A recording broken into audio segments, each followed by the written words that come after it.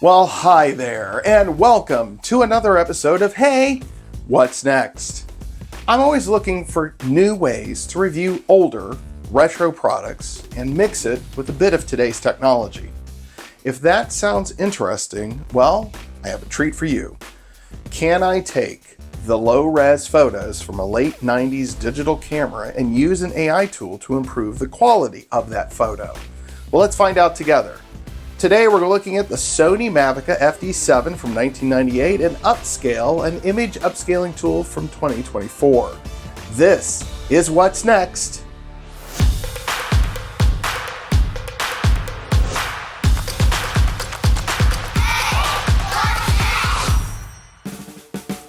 What does this picture and that floppy disk have in common?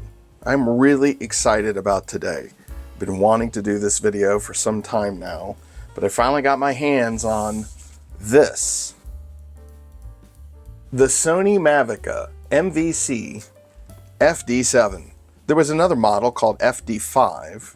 It was a little bit lower end. This one has a 10 times optical zoom lens and records all the pictures on a floppy disk. You're going to also notice that this is not a megapixel camera. It's a 0.35 megapixels at 380,000 pixels.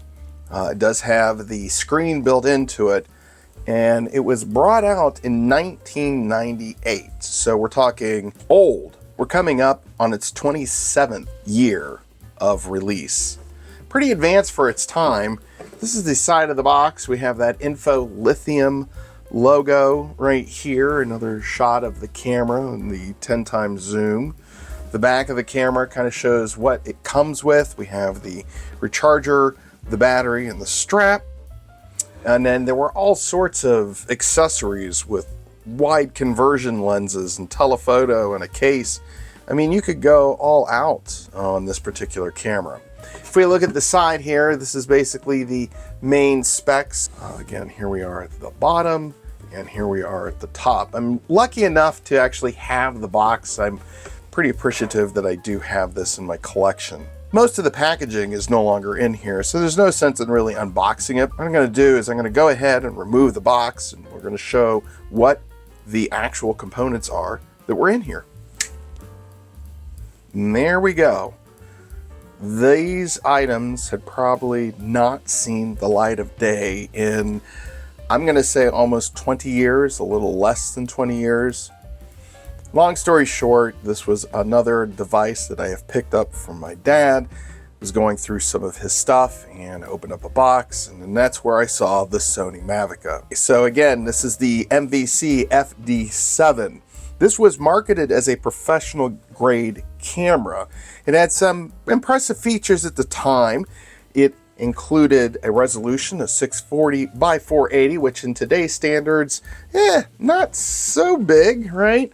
0.35 megapixels is pretty small, but it was one of the first cameras to offer the 640 by 480 resolution. The floppy disk storage did allow for users to store and transfer their photos easily, which was a major innovation at the time. There were obviously some limitations. You obviously were limited to the floppy disk standard, and again, during this time, Apple had released computers that didn't have floppy drives, so we were beginning that process or going down that road of not including this particular medium. It's obviously still usable. I mean, you can make photos with it, but can we use AI to make this a little bit better? That is one of the reasons why we're presenting this camera today, is to use artificial intelligence to increase the quality and maybe make this camera viable today.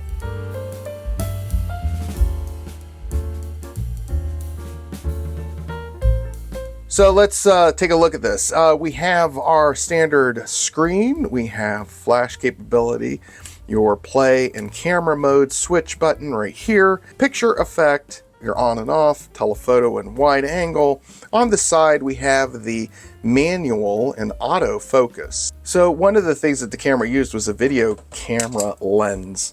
And because of that, the capturing was 2 interlaced frames, and I put it together to create the images like what you see here printed out. There's your button to take the picture, and down here is the battery compartment. Now, one of the crappy things is that the battery that this came with, which I think was the NP530, the generic batteries that are currently available are a little too big.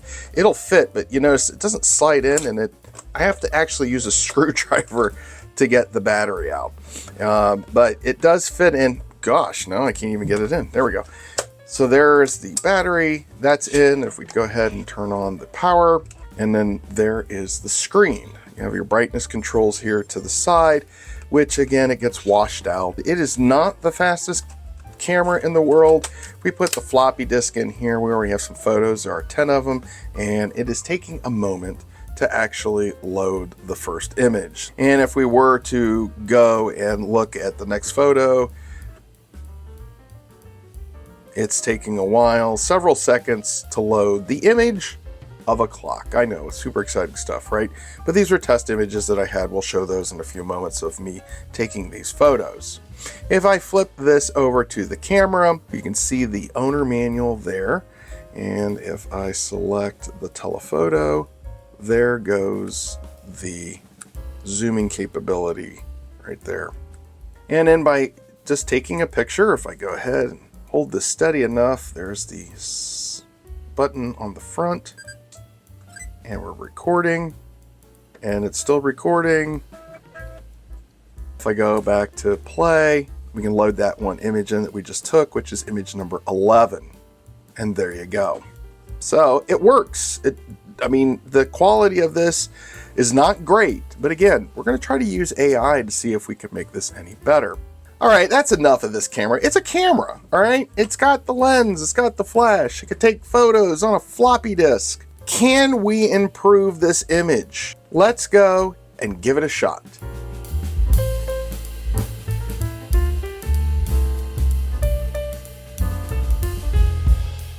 All right, so there's our first picture we're going to get is of just a clock. We're going to see how AI works with this. Then we're going to go outside and get a few more shots. Camera is already set up for the picture. The one thing that we need to do is we need to add the disc into the camera.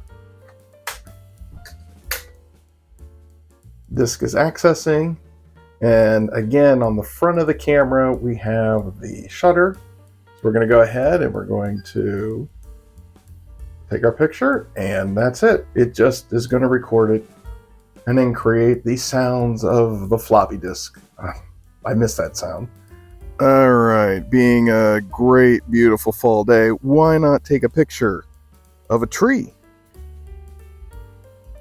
So we're going to try the zoom feature. Now, one of the things that we're seeing is that it's really hard to make out the image on the screen. But we're going to go ahead and we're going to zoom in, and we're going to take a picture of who we call Frank lovingly on the other side during Halloween.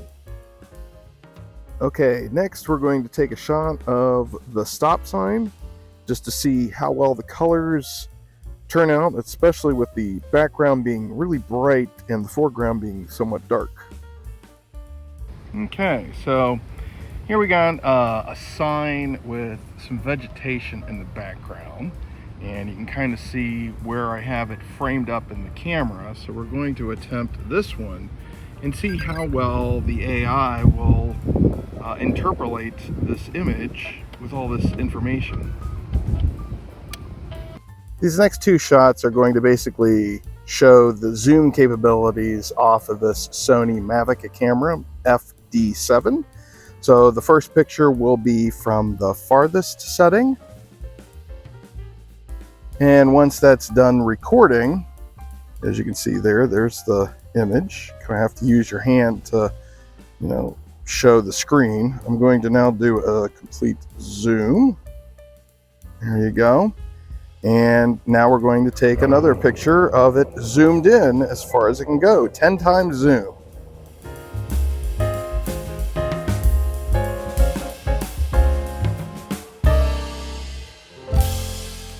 All right, we're using old school cameras and old school media, so why not use old school media playback devices? This MacBook Pro is running the latest version of Mac OS 15. And I will say this, the process of doing the AI, I have not tested myself. I have on Google Images, but nothing from this camera. But I have tested this. And I was quite surprised that if we go ahead and I add a USB-C connector to this, and we plug this in, and we go ahead and we take the floppy disk, starts running, and in a moment we are going to see the disk image appear on the desktop. And there you go, all 1.5 megabytes. So we're going to go ahead and we're going to open up the disk drive, and there are all of our images. To make this easier, I'm just going to go ahead and we're going to create a new folder, and we're going to drag all the images over to our pictures folder. And here you go. We're using 1980s technology on a 2024 operating system. So that's pretty cool. All right, all of our images are now copied. We've now ejected our disk. I can take that out, and we'll go ahead and unplug the floppy drive. We are using a software application called Upscayl. This is a pretty cool app. Here's an example of, images before and after. There's the blurry image. Here's the cleaned up image. And this is the one that I use. There are other ones out there. If you have used another AI upscaling tool, leave a comment below. Let me know what you think. Or if you've used this application, I would also love to know your thoughts. We're going to go basic today. We're not going to tear apart the app. We're not going to look through everything on the app. That could be a show for another day. But what I did want to at least point out is that the requirements here for the operating system, it does run on Linux, Windows, and Mac. And you do need a modern discrete graphics card that supports Vulkan. And basically they're just saying, keep everything up to date, your drivers and the like. And then when you go to download, these are the options that you have. Again, you have Linux, Mac OS, and Windows. Now, under alternate downloads, for example, if you click the Mac OS, it'll take you straight to the Apple App Store. There you go. And for $13, you can buy it there. Or if you do the alternative downloads, there's a ton of different images here for Linux. Here's your Mac OS. You got the Mac App Store or the DMG, which is the disk image that you can download, and then Windows, installer, and portable zip. We're on a Mac. We're going to use the Mac app. And this is Upscayl. So we have the settings. We'll look at that real quick. I said that we wouldn't go into it, but here are some of the settings you can use. What I want to do is what most people are going to do is out of the box, will it improve an image? We have this image here of the caboose, and we're going to do this one first. Now this is the one that was zoomed in, and if we go into pictures and I look at my icons, it's this one right here. Okay, so you're going to see that the image looks a little blurry. Will the AI, and like I said, I've not tested this. This is totally off the cuff, live as it happens as I'm recording it. Is this actually going to work? That is the image, the different engines that you can use. I'm just going to default to the default, which is General Photo. And you have the scaler. You could do a double upscale if you would like. Okay, so let's go ahead and we're going to run the upscale.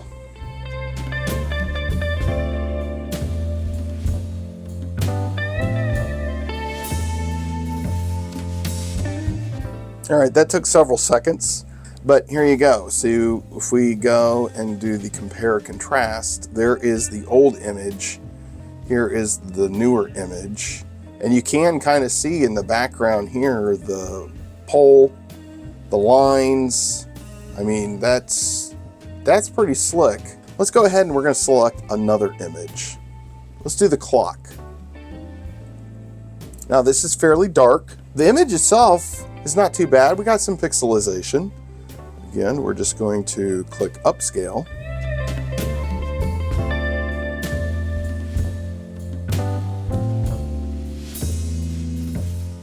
There is the original image, and here is the AI enhanced image. Now you will notice that there are definitely some areas like within the Staples logo looks a little funky, but overall the digits on the clock look good. So that's another one. Let's do one more, and then we'll just run through a comparison between the original and the upscaled one. Let's do Frank. Frank was across the street. He's definitely pixelated around the edges.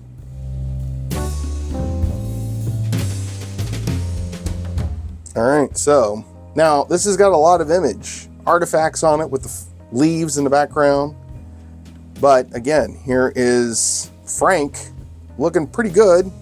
If we go back this, so again, there's your compare and contrast. Is this a perfect tool? Maybe, maybe not. Again, if we played around with a lot of the settings, but in short, the goal was to take the camera, create a picture, and then using the latest technology as far as artificial intelligence is concerned and running it on a laptop, which by the way, this is all local. This is not going out to the internet or doing anything. It's all on the computer. And yeah, we can take old pictures from this Sony Mavica and create fairly decent pictures. Before we take it back to the studio for my final thoughts, let's look at some of the comparison of these pictures on the screen.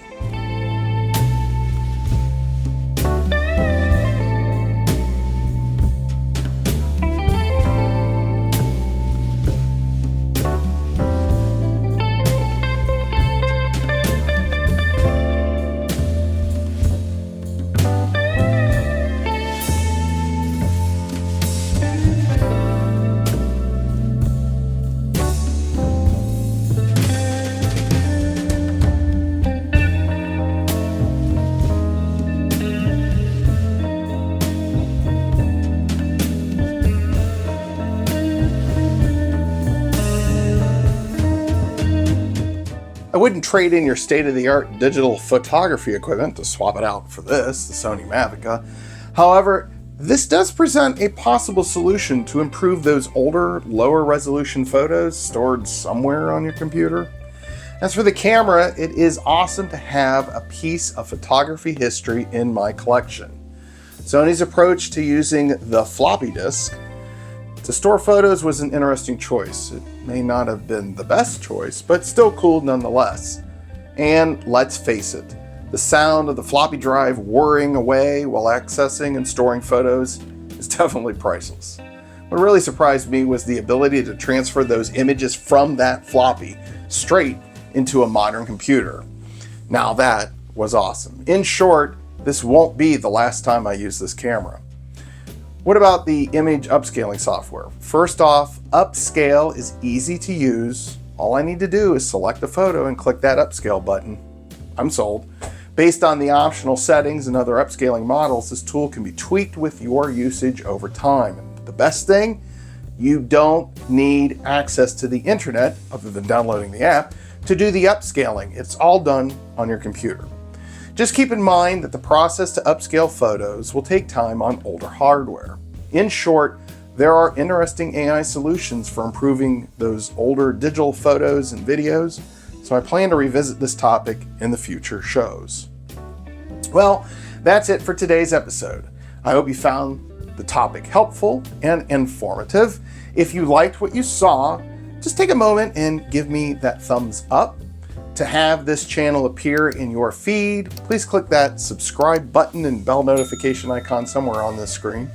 Until next time, feel free to watch one of my other videos either here or here, and I'll see you again. for another episode of Hey, What's Next?